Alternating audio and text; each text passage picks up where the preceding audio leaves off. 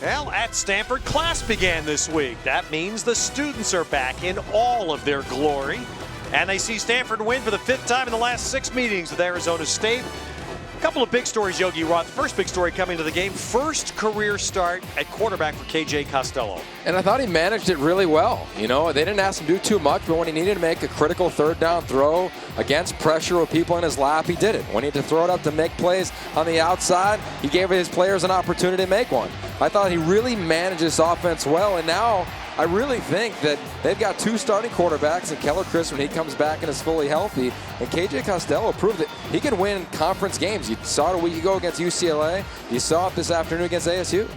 Meanwhile, for Arizona State, Manny Wilkins, the starting quarterback, coming back to his home area, but ASU did most of its damage on the ground. Yeah, it was the old Sparky formation where they put a variety of different players in the backfield, and in the first half, it gave Stanford a lot of trouble, whether it was N'Keal Harry, Kalen Ballage, Demario Richard. They did it through the air with a little trickeration, but in the second half, to me, the story was Stanford. They really understood that they needed to trust their instinct, make plays in the backfield, and they slowed down this element of Arizona State.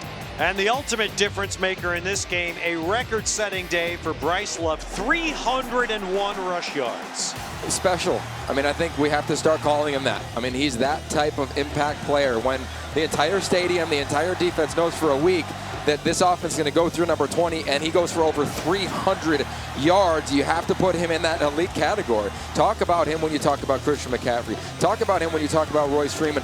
Not only is he an elite back on the West Coast, but to me around the country, I think the Heisman talk is worthy. I think he's one of the top players in the nation, and to me, the biggest takeaway I got from him was his strength. There's the single-game Stanford rush record. Justin Reed was a standout in the secondary for Stanford today. And Bryce Love, before September's over, almost 1,100 rush yards.